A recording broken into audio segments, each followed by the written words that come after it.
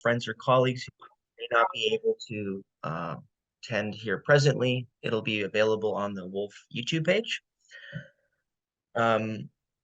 Today, it's my pleasure to introduce Professor Christos Hadjioannou, who is a postdoctoral researcher at the Department of Classics and Philosophy at the University of Cyprus. Christos works primarily in phenomenology, and I think particularly Heidegger, although he's written on a number of topics. He's the editor of, I think, last count, 3 volumes, the first of which I believe was Heidegger on technology, then Heidegger on affect, and I think most recently Towards a New Human Being. The topic of his paper today will, I think, draw on Heidegger, although it's interesting to me because this is something I haven't seen Christos discuss before. The title of his presentation is Beyond Stoicism, a Heideggerian model for mindfulness. So without further ado, I want to turn things over to Christos. Thank you very much. I'm really happy for this invitation. It gives me the chance to address the Woolf University students and fans. In this presentation, what I'll do is I'll read a paper I've just written. But it will be accompanied by a PowerPoint presentation to help you out because it's quite dense. But if anything is left vague, we can discuss it at the end of the presentation. I will talk for about 1 hour. Let me mention a few things before I start that Susie Ferrarello and I have been editing the Routledge Handbook on the Phenomenology of Mindfulness, which should be out before 2023, before 2024. And this is part of that project. I've been working on a Heideggerian version of mindfulness. However, another project I'm doing, and therefore I have combined these 2 projects lately, is to see what traces of a Stoic philosophy have Heidegger has knowingly or unknowingly incorporated in his own philosophy. So the title of my talk today is Beyond Stoicism, a Heideggerian model for mindfulness. Let's see if this works. So the title of this paper could have been 2 Western models for mindfulness that aim at affective homelikeness, beyond Stoicism, a Heideggerian model for mindfulness, but that would have been too long.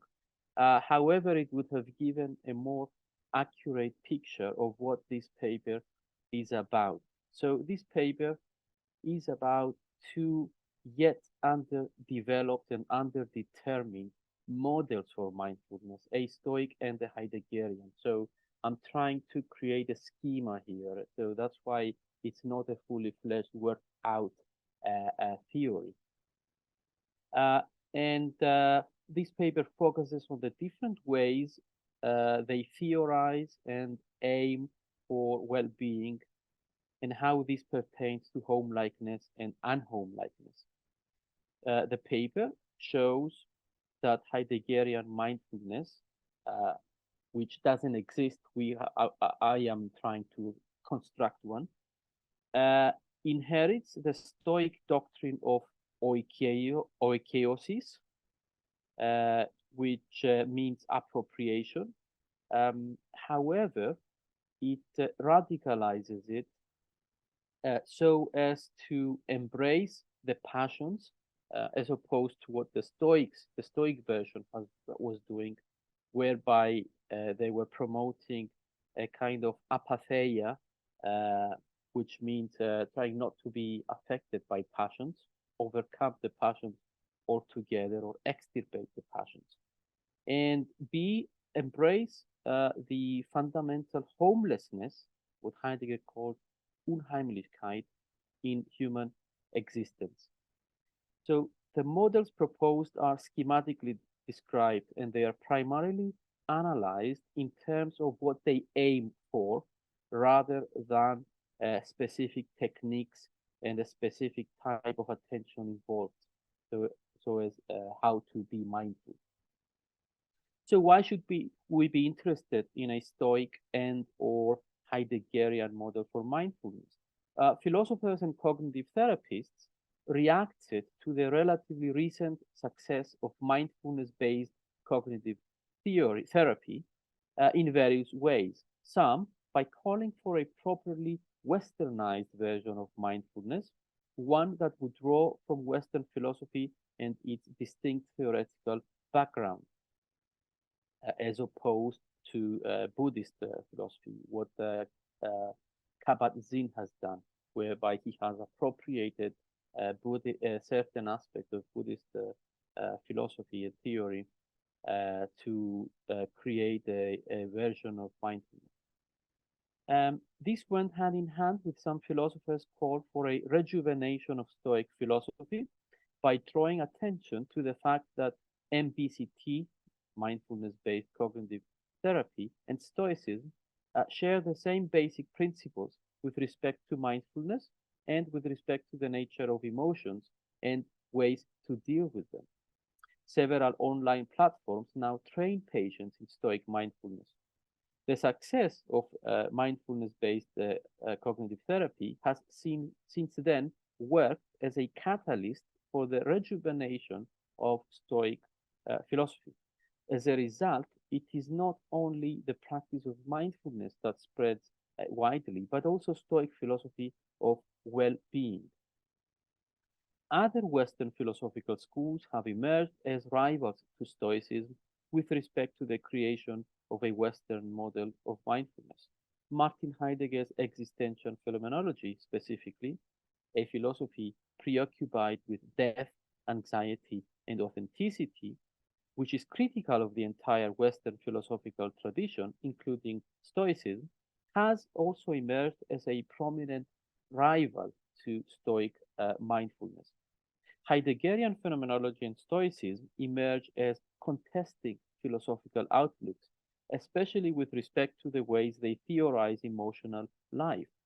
That is, the specific ways these two outlooks appraise unhomely emotions such as anxiety or fear of death, and propose to mindfully regulate them for the sake of our well-being. At a first glance, the two philosophies propose diametrically opposing emotional regulation techniques. While Stoicism seems to propose a total abolition of negative emotions such as anxiety, Heideggerian philosophy goes the opposite direction, proposing a deliberate evoking and embracing of anxiety.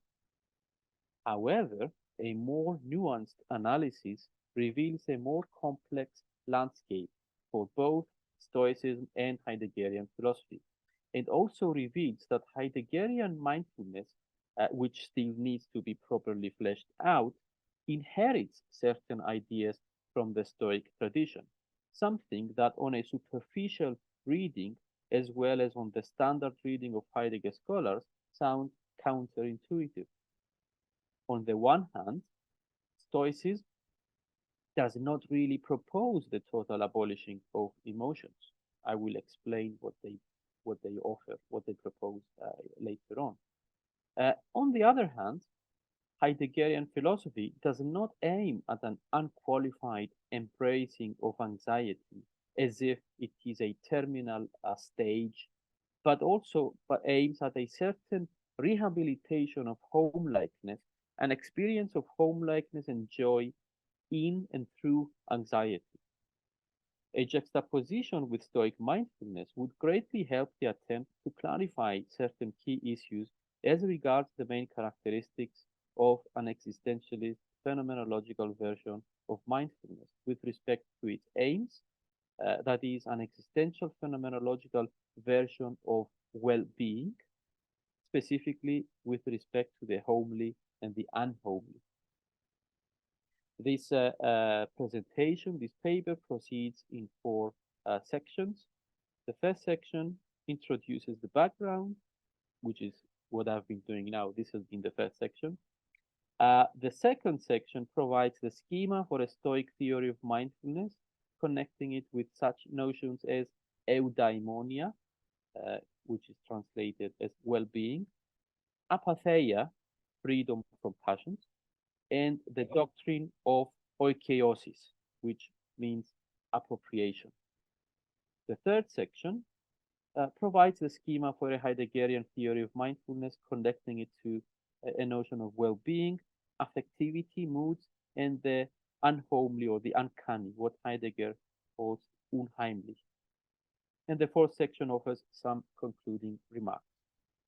Now, let's move to the first section, to the second section, which is a schema for Stoic mindfulness.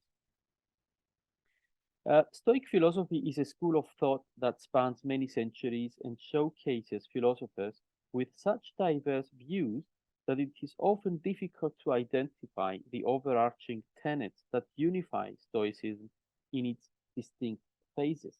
We have the early Stoa, the middle Stoa, and the late Stoa. The problem is exacerbated by the fact that we do not possess any original texts from the early Stoic period, so from philosophers such as Zeno or Chrysippus. However, it is not impossible to construct a unified theory by emphasizing on certain principles, such as on the sustained focus on virtue and eudaimonia. The modern Stoic movement, which is the contemporary movement, what's going on now, is a sustained attempt to overcome the countless hermeneutic issues that have perturbed scholars of Stoicism so as to offer a solid practical philosophy that speaks to the contemporary human being in their everydayness. Debates concerning a Stoic version of mindfulness are very much alive, and many issues remain unresolved. As Donald Robertson, a staunch proponent of Stoic mindfulness, acknowledges, there exists, quote, an ongoing debate within contemporary Stoic community about our version of mindfulness, whether it is in fact something that the ancient Stoics did, and whether it should be incorporated in modern Stoic practices, end of quote. I shall not try to either minimize or resolve these issues here, but I will offer a schema that plausibly, in my opinion, puts the notion of oikeiosis, of homelikeness, of appropriation, at the center, thus enabling an important dialogue to be fostered between Stoicism and existential phenomenology, with the overarching aim of constructing a Western version of mindfulness. The Stoic schema that I propose is conceptualized thus. Mindfulness is a form of attention, prosoche, whose telos is the achievement of eudaimonia, well-being, which is characterized as oikeiosis, appropriation, familiarization, which at the emotional level involves the cultivation or the achievement of apatheia, freedom from passions. Let us now turn to a brief description of each of these conceptual ingredients that make up the schema I propose. So first is prosoche, then eudaimonia, oikeiosis, and apatheia. So prosoche, this roughly translates into mindful attention.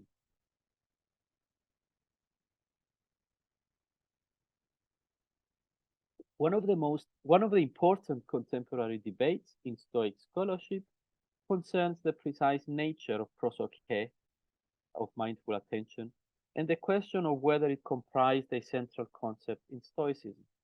Katerina Hierodiaconou, who is a Stoic philosopher, argues that it is highly questionable whether this notion was actually employed by Chrysippus or other members of the early Stoa.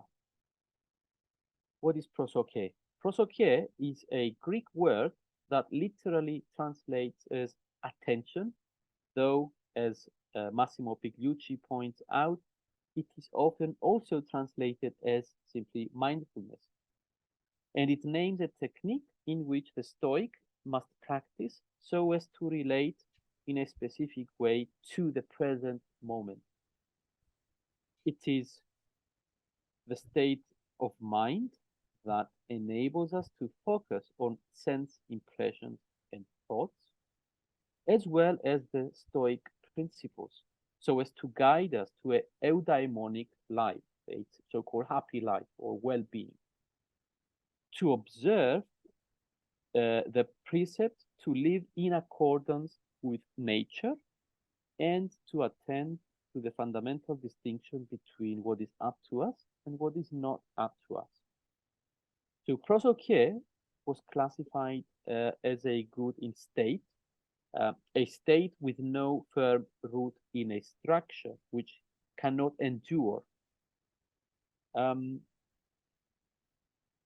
So in effect, prosoche is intrinsically related or connected with wisdom in the Stoic sense.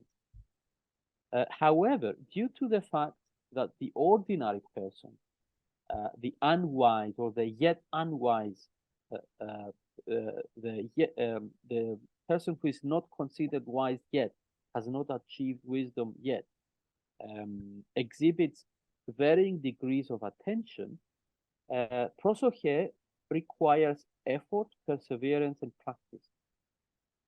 So the wise person would say be kind of automatically able to pay attention, be mindfully attentive to what's going on around him or her. The average or ordinary person who is not wise yet has to practice and try hard to remain vigilant and attentive. Pierre Hadot argues that attention, prosoche, is the fundamental Stoic spiritual attitude named by Epictetus, which involves, quote, a continuous vigilance and presence of mind, self-consciousness which never sleeps, and a constant tension of the spirit, end of quote.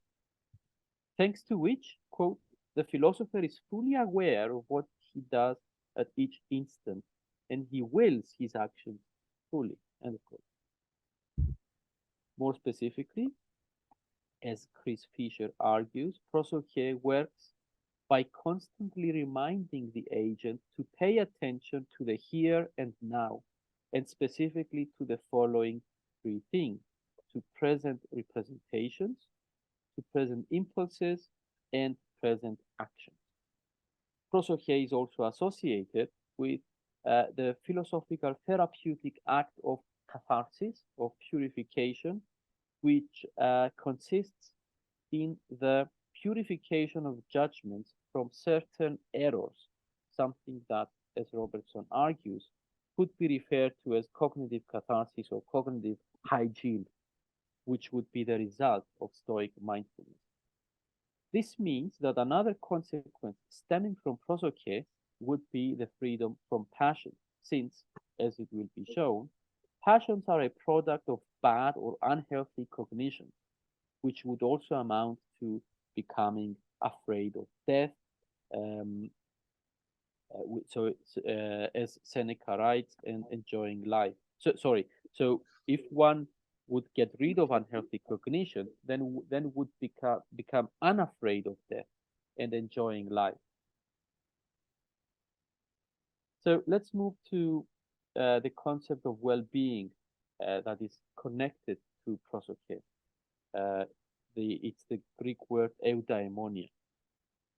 So prosoche, attention or mindfulness, is subjugated to a telos, an overarching aim, and that telos, that aim, is the accomplishment of eudaimonia, of happiness or well-being.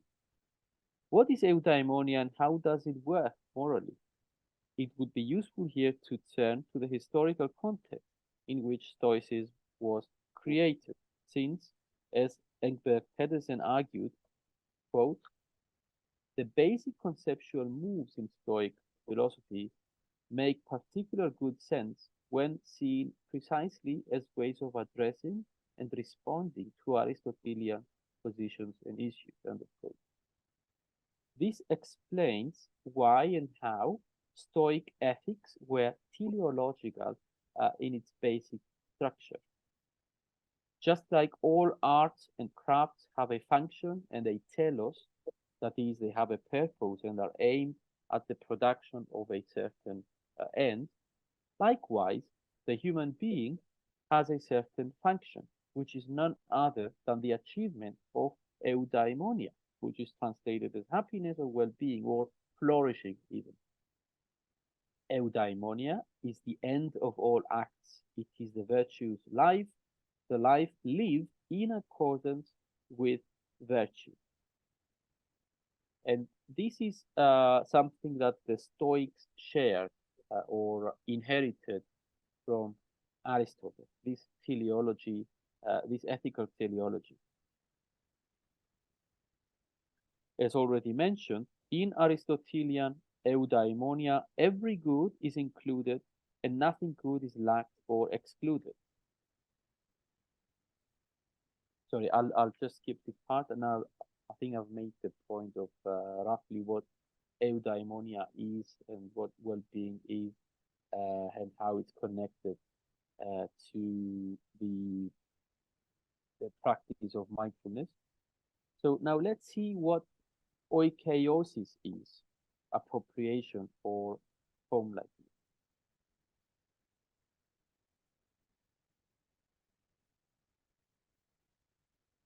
The substantive content or the telos of eudaimonia is to live in homology with nature. We could say that the telos is to live in harmony with nature. This is what the doctrine of oikeiosis entails. The doctrine of oikeiosis established a principle of moral action based on self-awareness. Oikeiosis is the human animals. Actually, I think it's any animals whatsoever, but here we're talking about the human animal.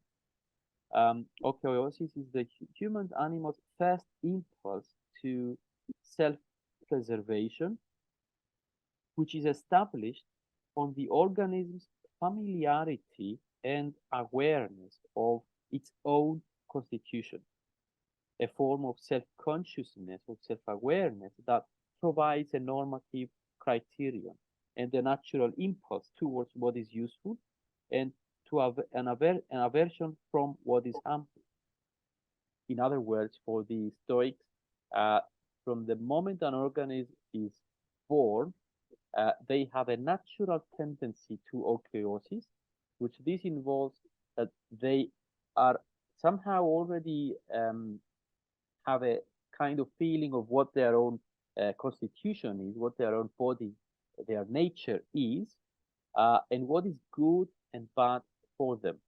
However, that needs to be further worked and processed in order to be fully, to be fulfilled. But oikeiosis does not just name an innate concern and criterion for self-preservation, but also a process of expansion, whereby the organism progressively expands to appropriate the environment, whereby so that the organism becomes or feels at home in the human sphere as a whole. So imagine that this process of expanding, of oikeiosis, it's a process whereby the human being manages to feel at home in their environment so as to resolve any opposition or anything that is unhealthy or for it. And this also, of course, has a strong ethical and political connotation. As Engberg Pedersen argues, the doctrine of oikoiosis managed to do considerably more than Aristotle on the telos of moral action, quote, by fixing on the distinction between a subjective and an objective approach to the substantive question about happiness, and by constructing a theory in which the interplay of these two approaches is central, as it was not in Aristotle, end of quote. The telos, the end, the aim, is the good, which, following Cicero, is defined as something perfect that is related to nature, that goes with the rational being as rational. So the good is identified with nature, and the good properly, according to Cicero, quote, starts to be present and to be understood in its true nature only at the final stage of oikoiosis. That is, once the human being is already living in an advanced homology with nature. This means that the process of oikoiosis should be understood in terms of belonging. So it's a kind of establishing harmony with what is between the internal and the external, the subjective and the objective. And establishing this kind of harmony would imply that one feels at home in their environment. Oikoiosis is a process whereby the human being has become appropriated by nature, and at that stage grasps what is good and his her sense of belonging as good. And oikoiosis is an achievement of reflective mindful attention, which integrates the subjective and the objective point of view, and which dissolves any opposition in beliefs that are mutually inconsistent about the state of affairs.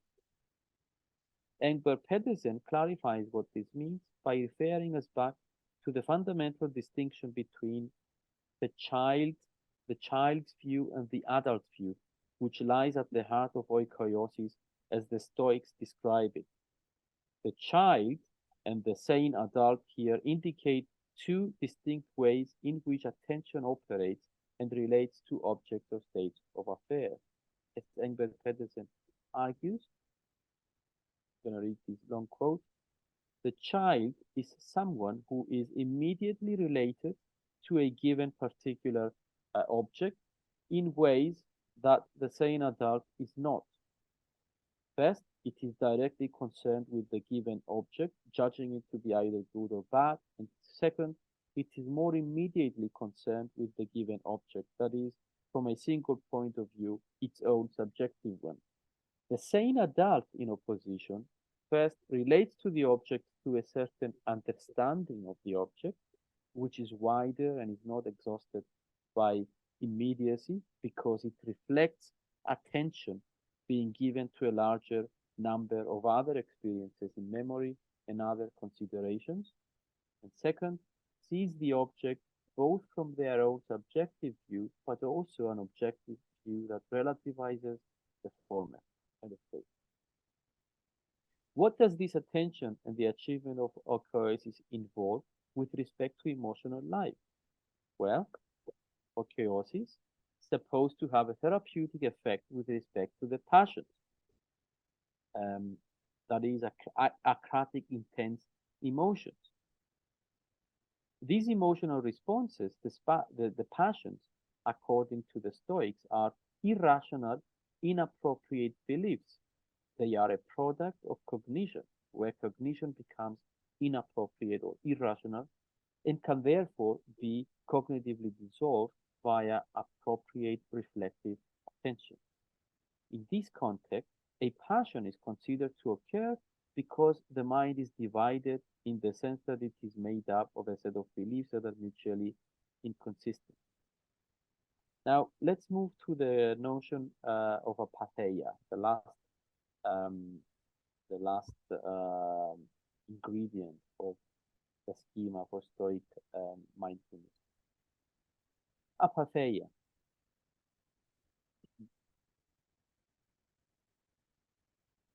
Leading a life in homology with nature, that is, leading the life of oikeiosis, means leading a rational life whereby the self, the I, and the natural world, the inside and the outside, are not in tension with one another.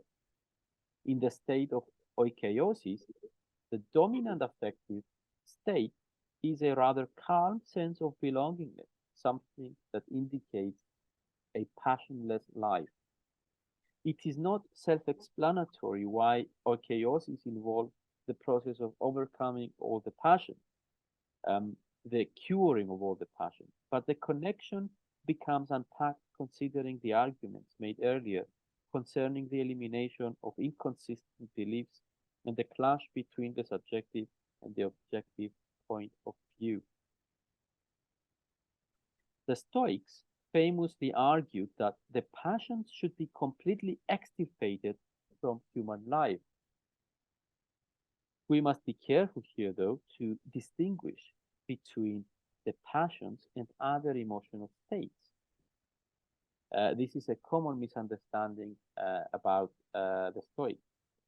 Apatheia does not mean that the human being has become utterly emotionless or unaffected from the environment or our body, but that we have got rid of the passions. The passions are only a class of emotions, namely those emotions, those affects that overwhelm the soul, that agitate the soul. So Stoic mindfulness is like a psychotherapy that provides remedies meant to restore the soul that is overwhelmed by the passions to inner tranquility. Martha Nussbaum explains that the passions in this context designate a genus of which the species are experiences such as fear, love, grief, anger, envy, jealousy, and other relatives, but not bodily appetites such as hunger and thirst. Chrysippus, whose theory of emotions became the golden standard for the Stoic view on emotions, held that emotions are evaluative judgments. Specifically, emotions consist of two distinct judgments, a judgment that something is good or bad for us, and a judgment about the appropriate reaction. So insofar as emotions are judgments, it follows that one can become regulated by way of modifying cognition.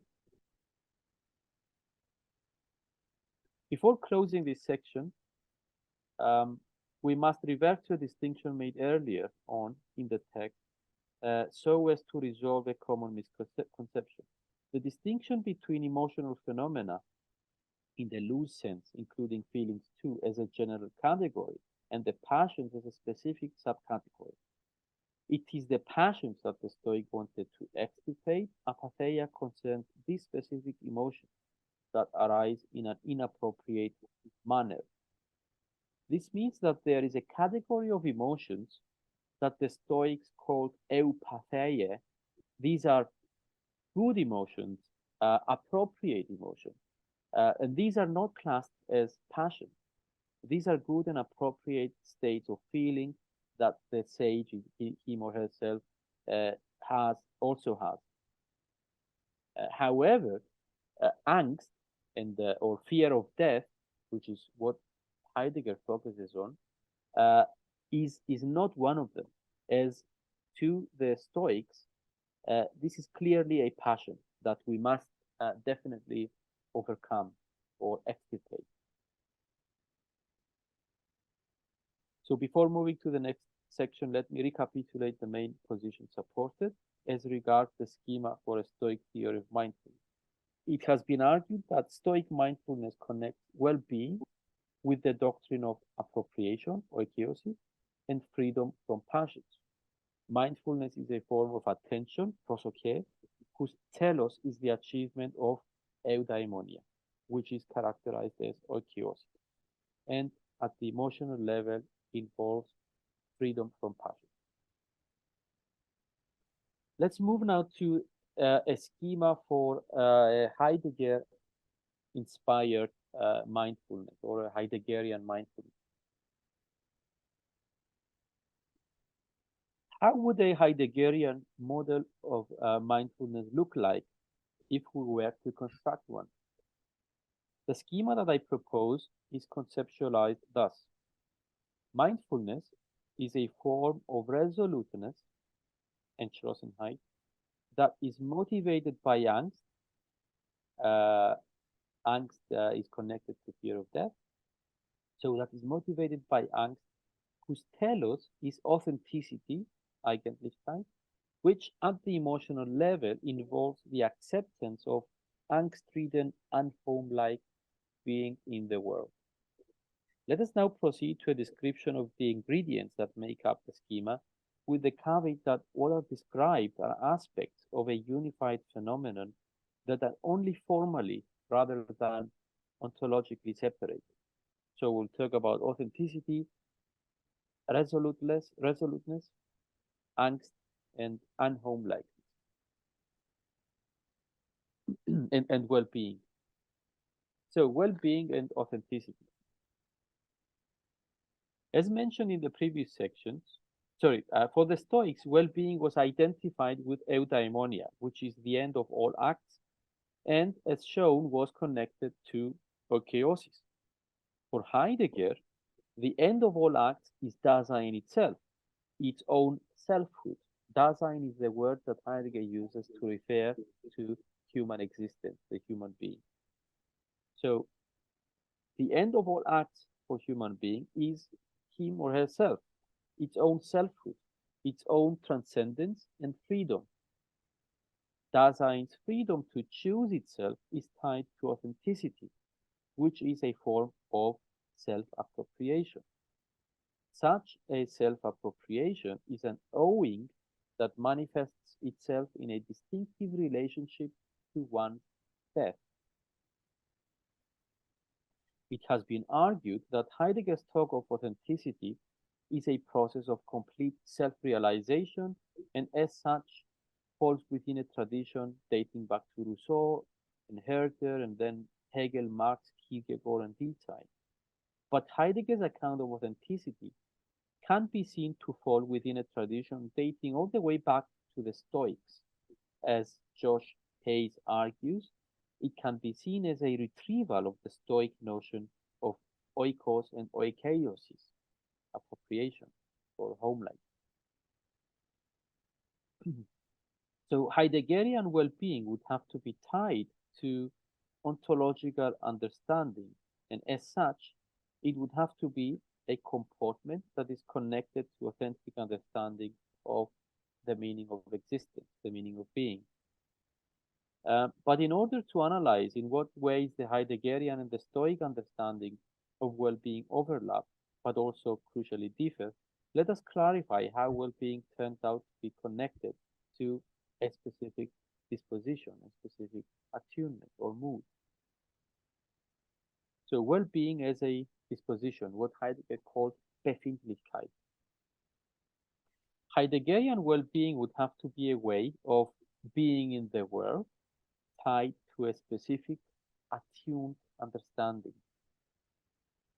As Friedrich Sveneus points out, the attunement, the mood of our being in the world, seems to be the phenomenon to focus upon when we try to get hold of the difference between healthy and ill ways of being in the world. Or I would rephrase that to say the difference between well-being and non-well-being. A linguistic analysis would be helpful here to clarify the connection between well-being and what Heidegger calls disposition or mood. So in the German language, the word for well-being is Wohlbefinden, to find oneself being well. We can plausibly argue that well-being, Wohlbefinden, is an existential possibility of Befindlichkeit, and as such, it is a disposition.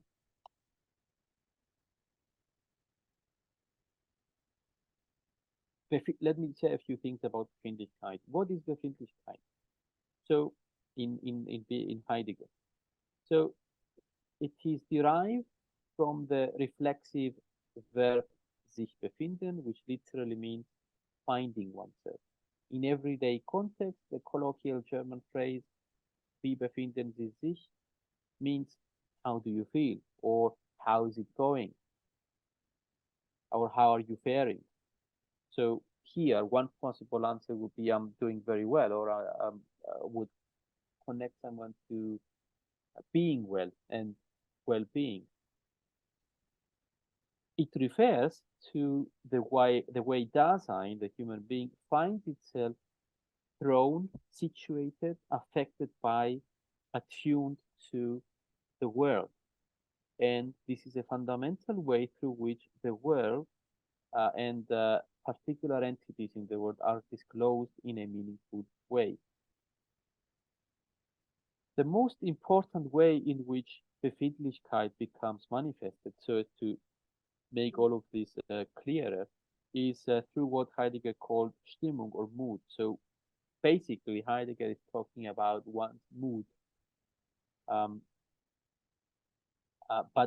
it is connected to the concept that the ancient Greeks called the passions.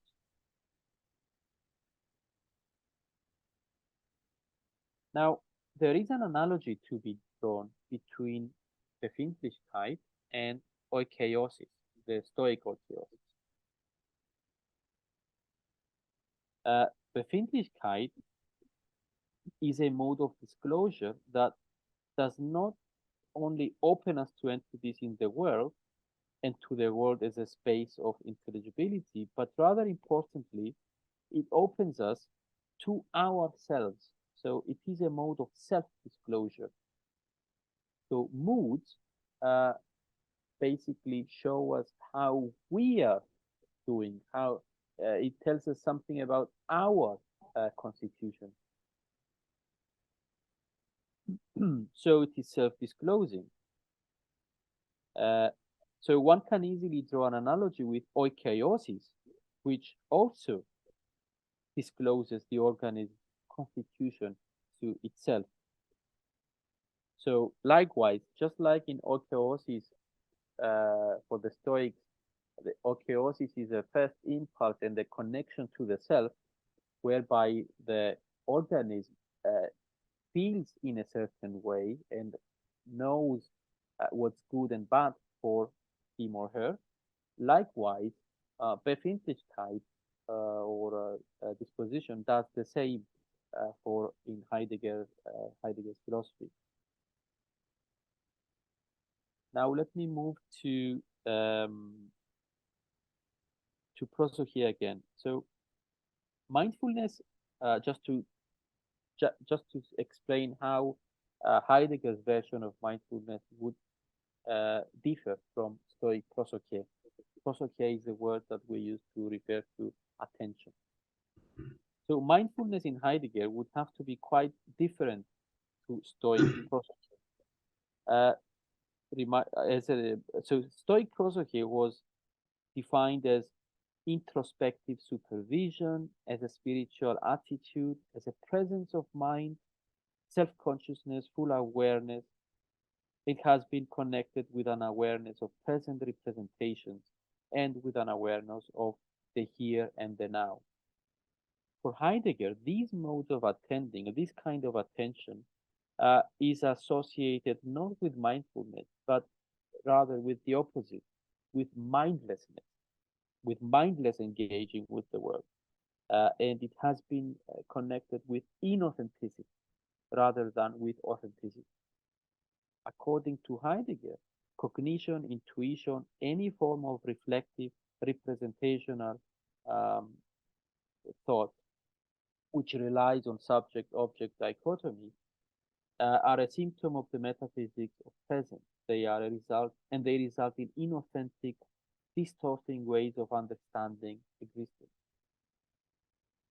Heidegger describes a different mode of mindful awareness that would allow for the interplay between presence and absence to become manifested.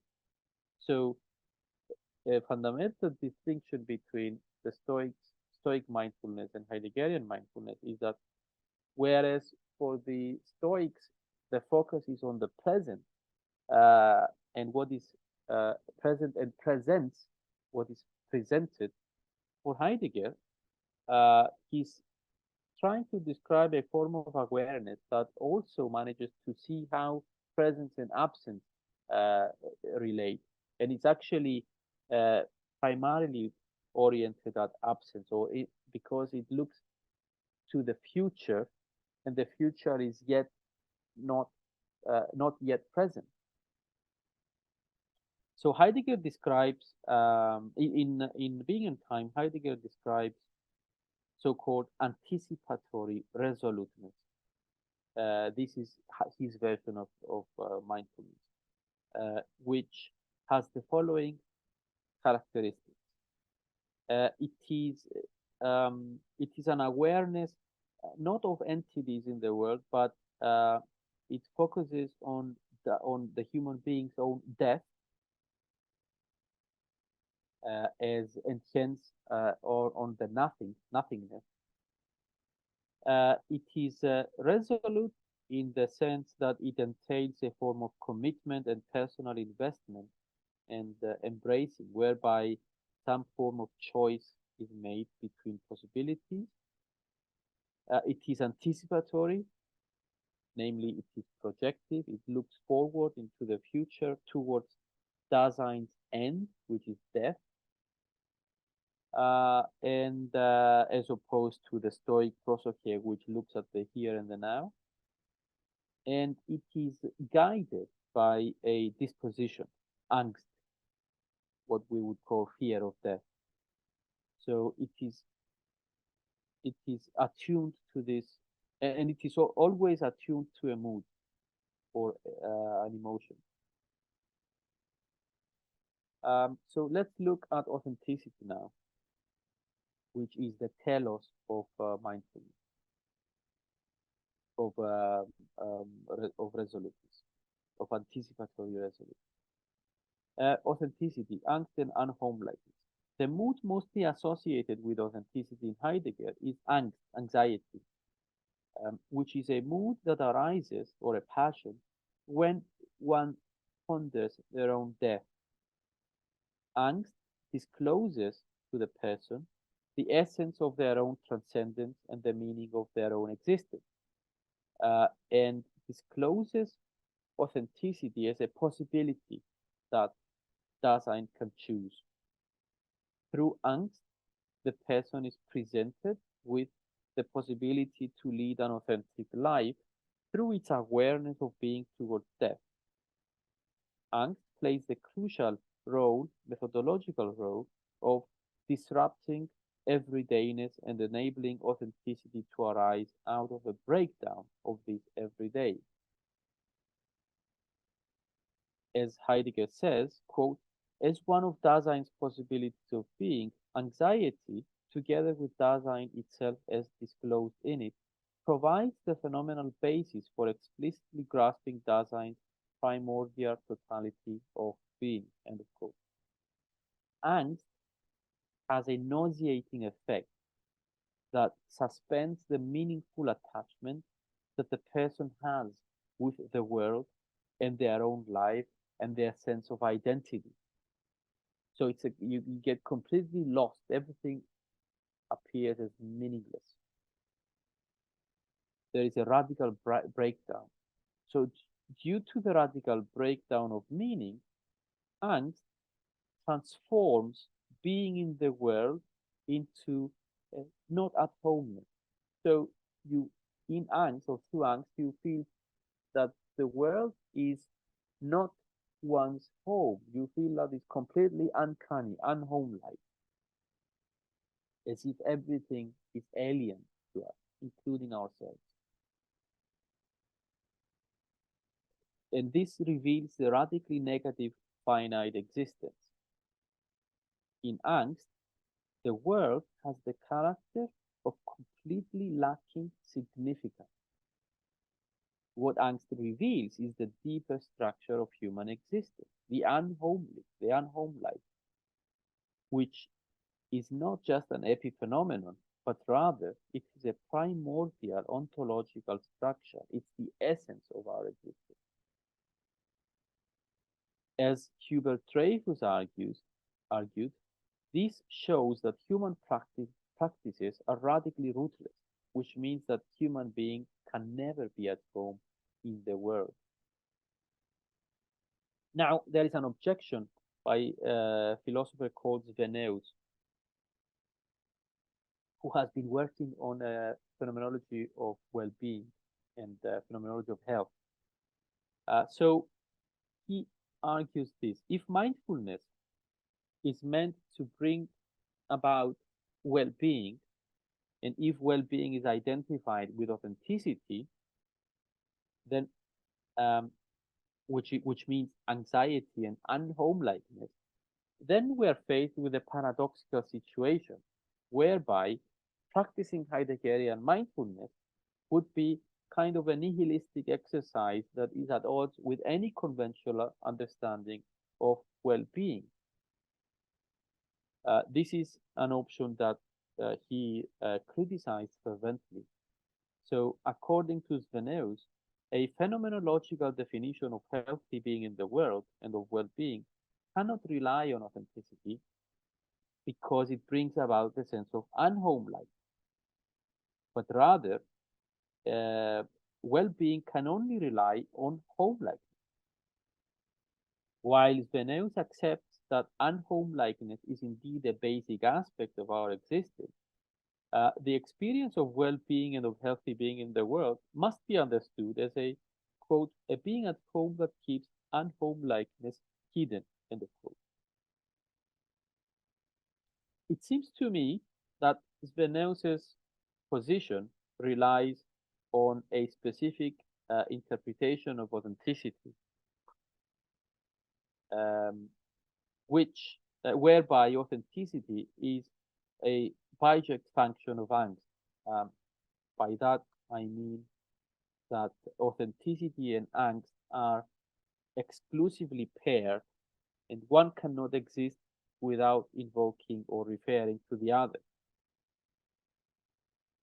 What is more, he sees not being at home and being at home as two antagonistic structures of existence, where one of the two wins out over the other at any given moment and takes control of our being in the world. This would deem authenticity as a short-lived, unsustainable state that is preceded and followed by the only other alternative existential possibility, which is inauthenticity. Some scholars have indeed argued for the gloomy unsustainability of angst and authenticity.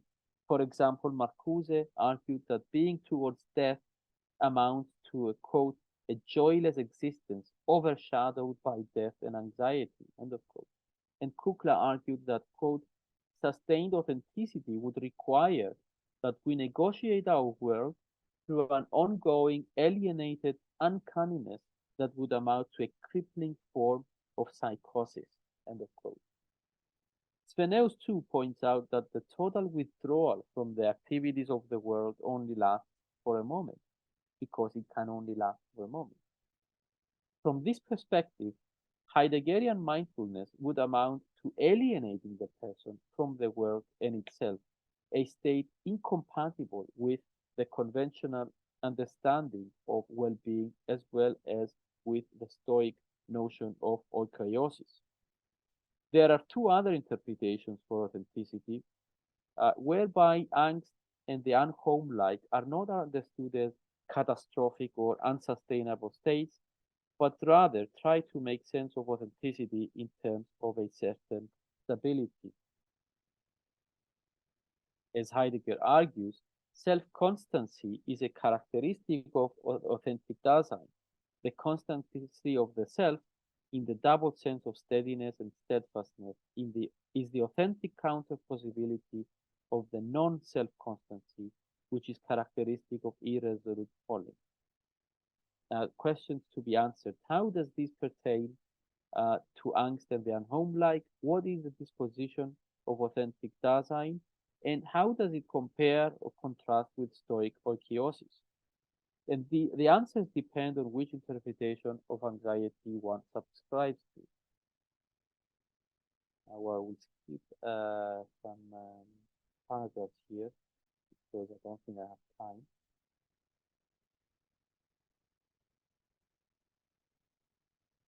So, authenticity as instability and openness to angst and unhomeliness. According to this interpretation, which is the one I am defending here, authentic Dasein does not achieve any stability or unity that inauthentic Dasein does not have.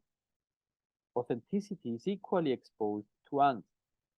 The difference with inauthenticity being that the former accepts its instability. So whereby when one is in inauthentic existence, one is in denial or does not accept the unhomelikeness of existence and the radical instability of life. In authenticity, you don't become more stable, or it's not a matter of becoming, everything becomes suddenly home-like. Rather, what happens is that you accept and you resolutely embrace this instability and unhomelikeness. But this will have a positive connotation too, which I will. This is what I'm trying to defend. So, if this interpretation is correct and is adhered to, then the questions that I raised earlier are answered thus. The constancy of resoluteness of authenticity does not free Dasein from angst, but rather it makes Dasein become ready for angst, so that you're not totally surprised each time angst emerges or hits you. In effect, there is no actual regulation of angst or unhomelikeness, only a kind of readiness and acceptance concerning the unhomelikeness of existence and its norms. Authenticity is a resolve to take ownership of the unhomelike, that is, to accept it as its own essence. This involves becoming familiar with one's own unfamiliarity, with one's own nullity, so as to remain an enigma to oneself. Second, angst is acknowledged as the fundamental disposition of Dasein that constitutes existence, which may or may not emerge in consciousness. So that means that if and when angst emerges, it happens rather unpredictably in a way that shakes the person's everydayness, without, however, giving rise to metaphysical theories of existence that try to suppress or cover up the meaninglessness and the unhomelike, the finitude and the primacy of nothingness of the present.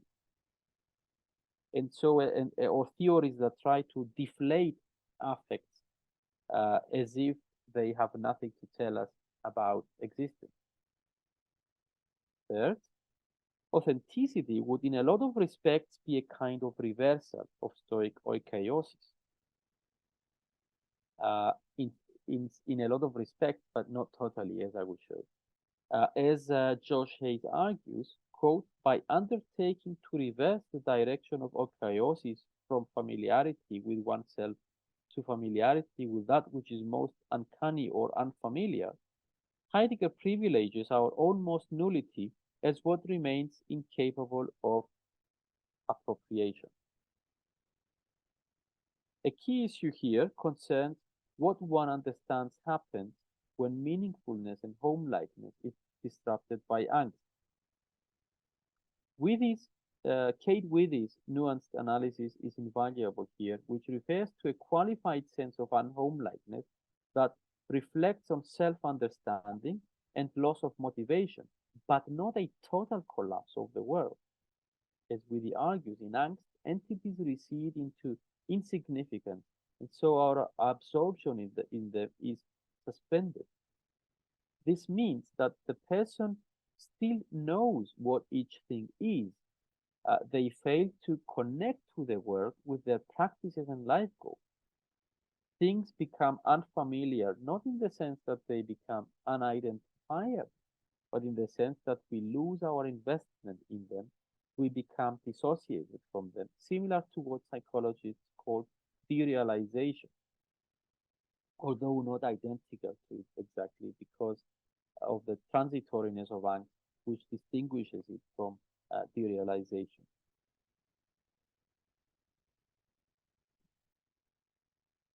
Now, let me move to authenticity and homelikeness.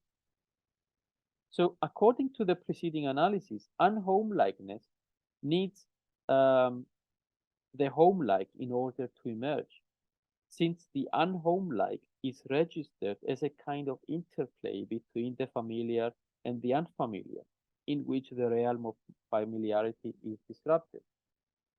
Sveneus and Sarvimeki accept that homelikeness and unhomelikeness are equally fundamental and necessary to our existence.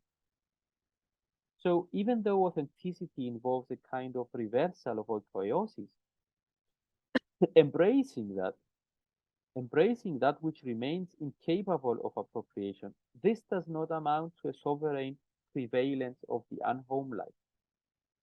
Anticipatory resoluteness involves an authentic reconnection with the world, and therefore it entails a certain rehabilitation of homelikeness. What would the goal of a mindfulness that aims at well-being be then? Would it be the embracing of the unhomely or the re-establishment of homelikeness?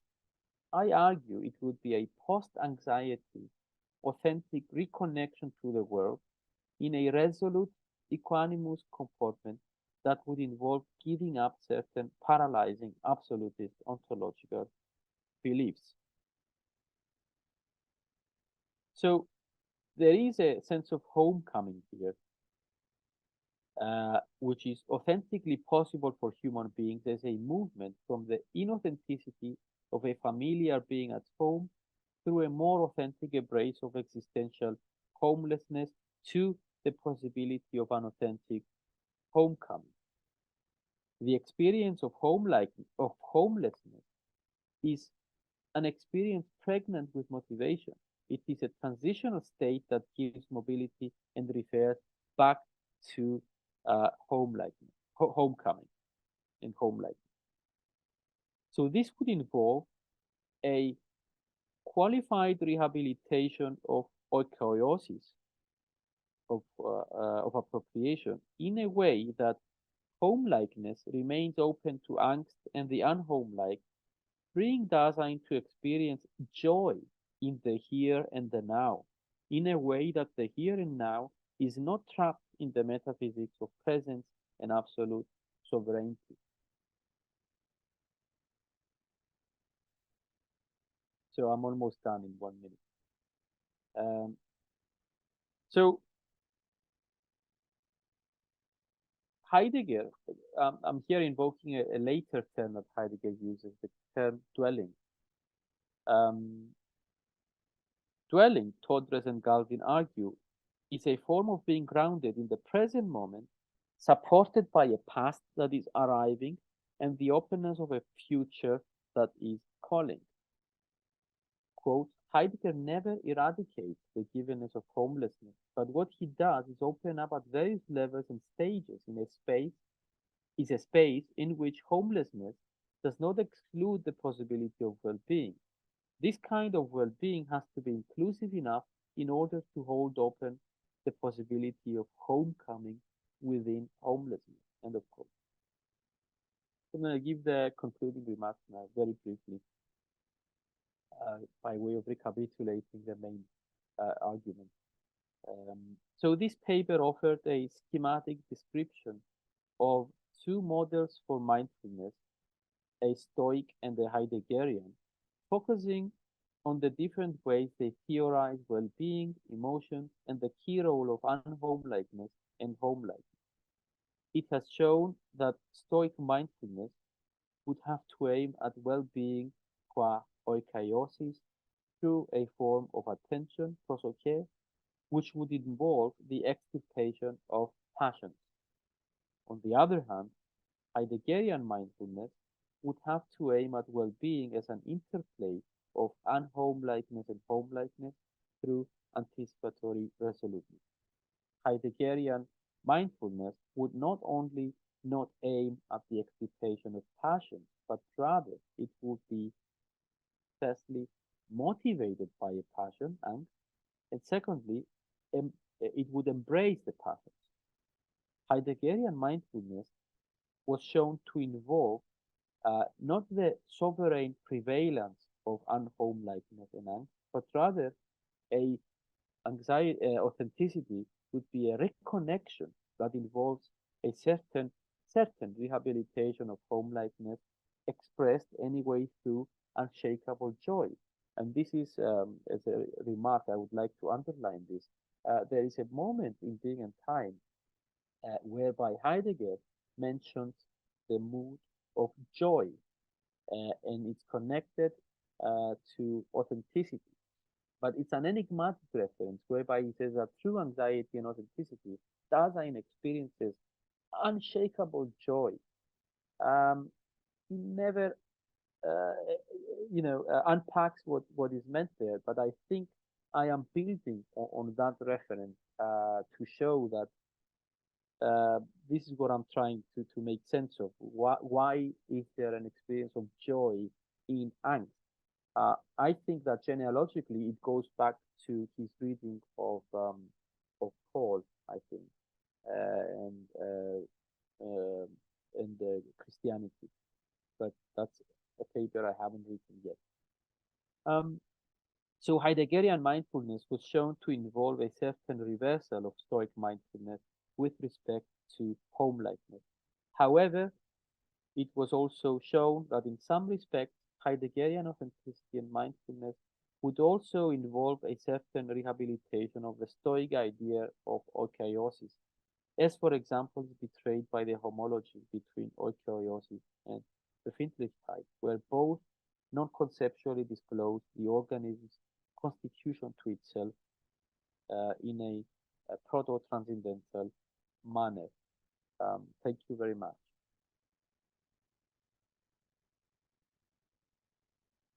Thank you, Christos. That was awesome. It reminds me a little bit about being back in Sussex with you at the phenomenology conferences. I could talk about this with you for hours and hours. There's so Yeah, much to discuss. I have a number of questions myself that I would like to work through as many of those as we can, time permitting. But before I I ask you some questions, I want to see whether anyone currently in attendance has questions for you. The general tradition is to let students ask questions first. I see April Wu's here. I don't know if April might have something she wants to offer. If not, I'll just open it to anybody else present who wants to ask you a question.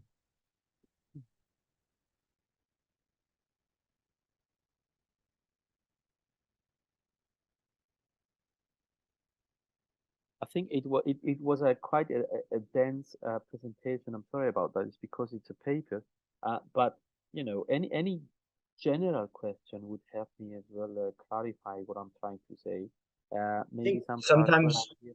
sometimes people are shy, so let me start because I have a lot that I want to ask. And actually, one of the disappointing things about your talk is that it was so thorough that every time I thought I had a question, you ended up addressing more or less some of the things that came to mind, which is actually, I guess, good in a way because it flowed nicely. So one thing is, so for those who aren't particularly familiar with Heidegger and how his view about human existence represents a significant departure from at least one significant strand of the history of philosophy, namely Cartesianism, right?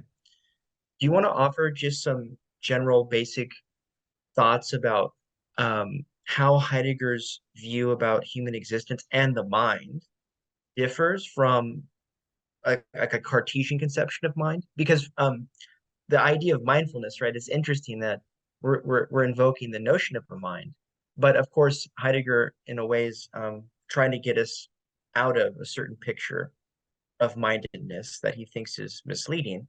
And of course, this has something to do with his view about moods and anxieties. So I think sometimes people, when they think of moods, or they think of them as being as emotions or as being subjective. And of course, that's not Heidegger's view.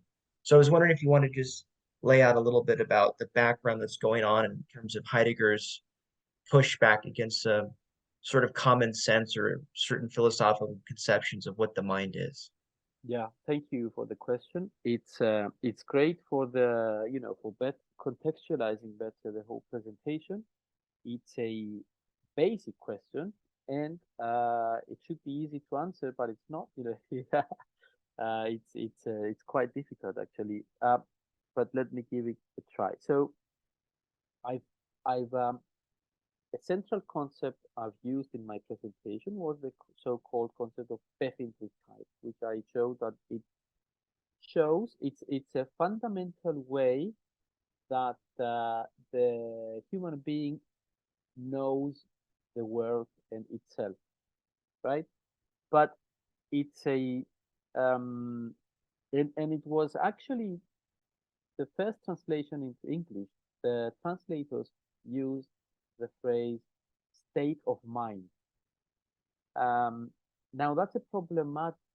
Some Most people agree that this is a problematic description because what this concept tries to do is precisely to show that the primary way we get to know the world, or that the world is meaningful to us, is not through a mind, is not through a cogito or an ego cogito, uh, but rather, and this is why he referred to moods in order to show uh, the way the world firstly makes sense to us.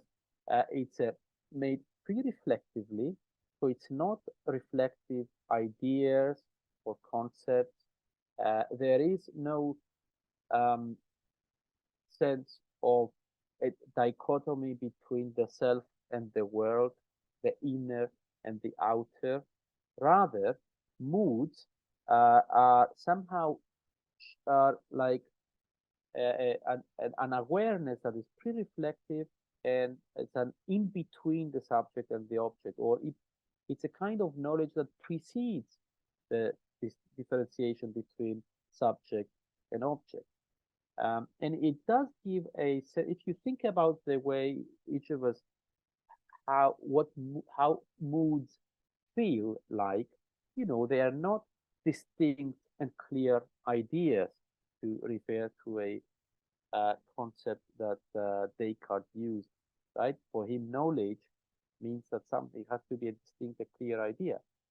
Moods are neither ideas, they are not distinct, they're like a flow, you know, uh, and the way they disclose the world or ourselves is it's kind of indeterminate, it's kinetic. So the way that that they tell us something um, is through movement, either going towards or being drawn to something, or turning away from something. And this shows for Heidegger that what Descartes had indicated, that Descartes' starting point, which was, or end point, however you want to put it, the subject and the object, or the world and the ego cogito, is actually a late phenomenon. Namely, it's a superficial phenomenon. Beneath it lies the unity of experience. So we arrive at the ideas and the concepts and the ego cogito, but life happens before these two poles of existence, namely the subject and the object, become formed and opposed to one another. And so when Heidegger talks, what I'm trying to make him say, that well-being then for him would be primarily felt at that level, and it wouldn't involve just a subject feeling good about him or herself in opposition to a world.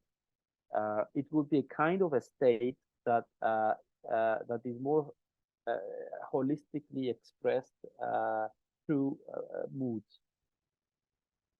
I hope it helps. No, that's fantastic. I want to eventually turn to the question of authenticity and anxiety and what exactly is going on there in Heidegger and how that bears on this account of Heideggerian mindfulness you've developed.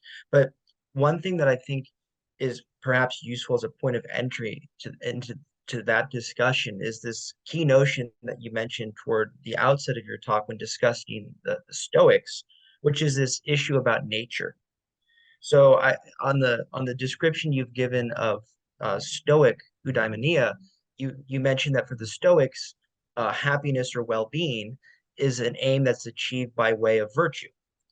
And one of the things that I think characterizes Heidegger's thought as a distinctly post-Kantian form of thinking is this jettisoning of any kind of traditional philosophical conception of nature, at least insofar as human beings had previously been said or thought to possess a nature. Do you want to say a little bit more about what Heidegger is getting at, about what he means by Dasein, and how this account is unique insofar as it's a reaction against a Greek or even a Christian conception of a human being as being a being that has a nature? Right. Okay. Yeah. Um, as regards the Christian version, I'm in two minds. I'm not sure what to what extent Heidegger is reacting to, say, Christian anthropology, because lately I'm finding out that he's relying heavily on that. However, so what Heidegger, the problem with nature would be that it's associated with an essence, and whereby our nature or our essence would imply a kind of a form, a substance, and that would mean that that would take us back to what he called the metaphysics of presence. Now, and that would miss entirely the point or the ground of human existence. Not only human existence, existence in general and of being in general. Now, why would it miss it? Because for Heidegger, the ground of existence is not a substance, it's not presence, it's not actuality, it's actually the nothing. How does he, so it kind of, it's like emptiness, it's openness, it's indeterminacy. So if we, one way to think about this is by, I mean, Angst does this in a fantastic way. It works for him. So by focusing on angst, he's able to show why do we have, how does angst emerge? Well, it emerges because the Dasein, let's say, thinks about his or her own death in the future. So the what it's trying to think it doesn't exist. It's not a substance. It's not there. It's nothing. And eventually, it is the nothingness itself. And the way the human being lives is not through understanding what it is or its own presence, but what it by virtue of what it is not. It thinks about The way it understands the world is by projecting into the future as possible ways of engagement. So futurity, or the future, which is neither a substance nor the nature, it's nothing yet. It's a radical openness. So if he privileges that, and that's what enables us to understand, to make sense of the world in general. And that's not substance, it's a nothing. We are ecstatic uh, ecstatic beings, um, meaning that we cannot exactly say who we are because we are never finished. We are an ongoing project. We exist in time. And if we exist in time, that means we don't just exist in the present. There is no present, actually. I mean, the present can only make sense if it's like sandwiched between the past and the future, but primarily a future.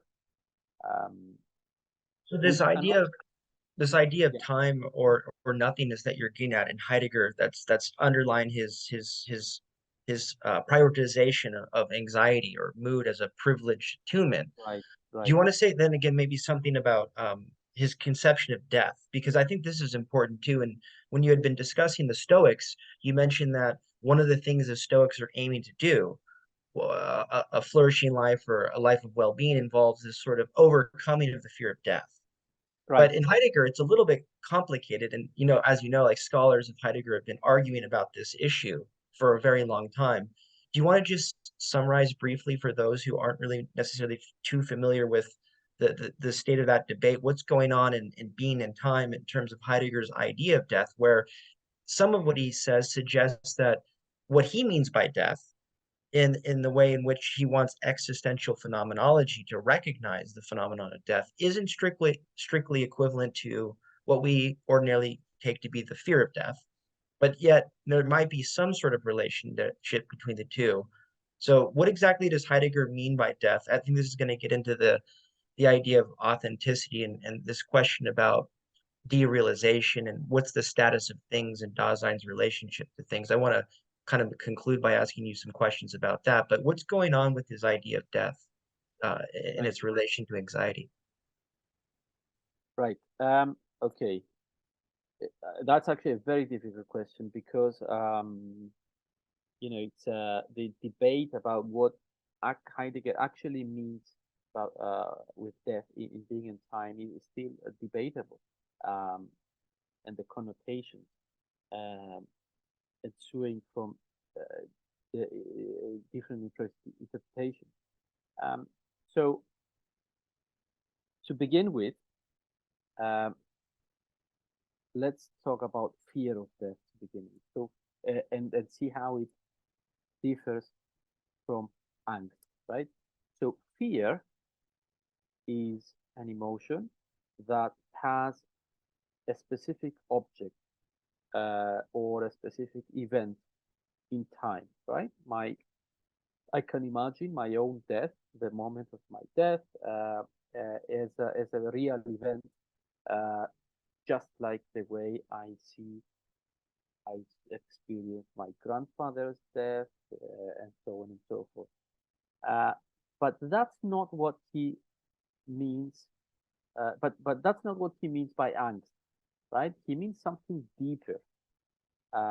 So when he talks about death, he doesn't mean uh, the the actual event in time, in a timeline, um, a specific moment and a specific way that we will die. What he's thinking about is an ontological structure.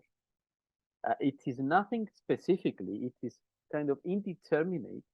It is not an object. It is not an event itself. And so anxiety um, is about radical openness in the future and radical finitude. So it's not just the end of my own life, but it's the end of meaning itself. What he's aiming at is he's trying to show how meaningfulness collapses. He's not trying to think about how my life will end itself or how the world will end. He's trying to think about structures, ontological structures, how meaningfulness itself ends, has a beginning and an end, let's say. No, that's useful. Actually, that leads right in, I think, to my second to last question, or rather, I guess there's one final question, which is admits of two parts. So, um, when we have an understanding of this ontological conception of death that Heidegger's working with in Being and Time that you just again sort of articulated, as it's sort of being this condition on the possibility of meaning, and the idea is that in what certain interpreters have called world collapse, the Right, meaning of things they things they appear to lose their value or their significance or their grip on us or their emotional hold. They're mattering to us, right? right, And you had mentioned at one point in discussing the Stoics that it would be a misnomer to think that the Stoics, in proposing freedom from the passions, are recommending like what we today mean by apathy, like indifference to things, right? So they're right. not expecting us to cultivate a completely uh, emotionless life, right? I'm thinking here of somebody like Camus. I don't remember, I don't know how much of Camus you read or when the last time it is you may have read The Stranger, right? But if you think of The Stranger, he's almost like sleepwalking through everyday life, indifferent to the things around him. And you might think that the experience of the world that the protagonist has in Camus' Stranger starts looking something like what Heidegger means when someone undergoes this world collapse. There's this overwhelming sense of ennui and apathy, and things don't really solicit us and matter to us in the way that they did. Okay. Yeah, My question then is, some of the commentators you had mentioned worry about whether or not then that moment that Heidegger is interested in, whether or not that's really actually a moment of insight into how things really are, or is it in some sense pathological or illusory, precisely because when things appear to stop mattering to us or appear to lose their significance, is that an insight into how they really are? Or is that us failing to really be attuned to the value that they do have, independently of how we feel about them?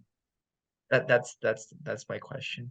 yeah. Okay. Thank you for this question. I cannot answer it. I can't answer it because to be honest, I'm still trying to decide myself which interpretation to choose. Um, and yeah, I think what yeah.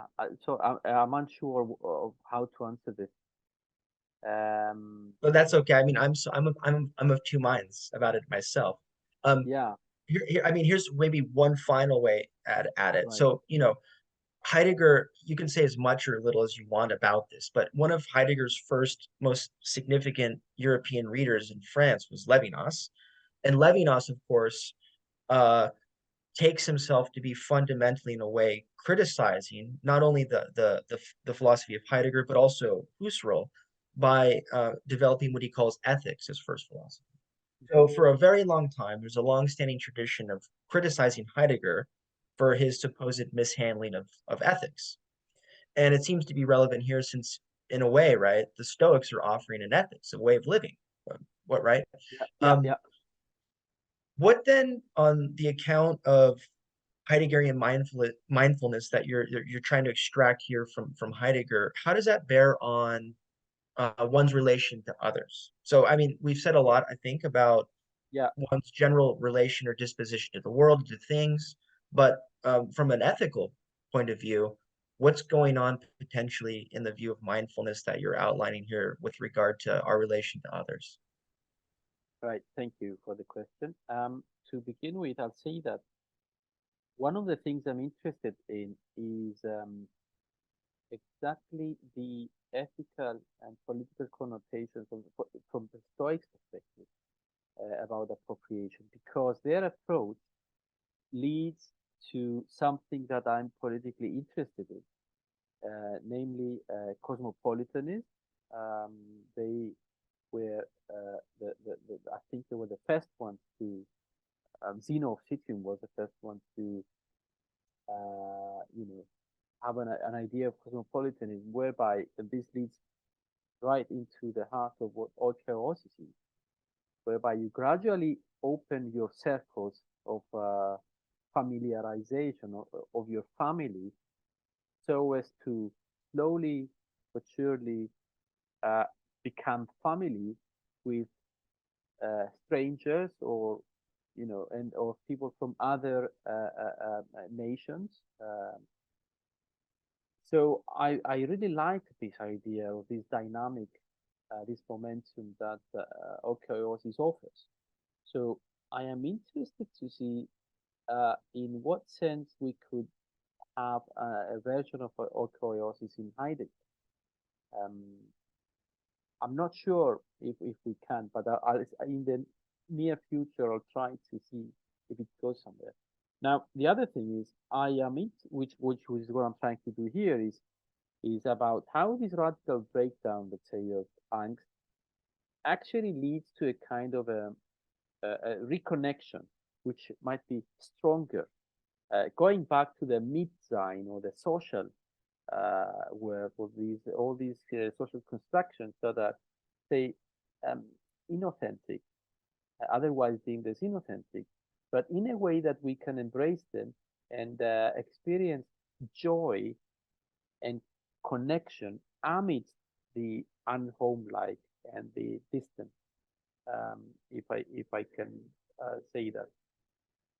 The other thing is, I think that Heidegger has two, in Being and Time, his version of there is hidden, and I've given this talk last year, or this paper on how angst in Being and Time relies on um, a certain mood of love, but it's a distorted version of love, because it's tied to the will. But I think uh, later on he manages to have a different version of love that is not dissociating Dasein or individualizing Dasein, in the sense that you would have this, what I mentioned, that Kate Whitty calls serialization, which would lead to like radical distance from the other, but quite the opposite. I think there's something in Being and Time that I'm trying to see if I can work through an interpretation whereby we would have a reconnection, or a kind of love that is not about individuation or about a version of inauthenticity, but quite the opposite. Of course, he didn't write these things, and they are not a part of Being and Time, but maybe they could have been. I have so much more I could ask, but I'm going to force myself to stop here. So for those of you who are interested in today's material, I would just remind you to be on the lookout for the edited volume on mindfulness that Christos had mentioned at the outset of today's talk. And Christos, I want to thank you again for taking the time to be here today. Thank you. Thank you very much for the invitation and for the excellent conversation. All right. Have a good day.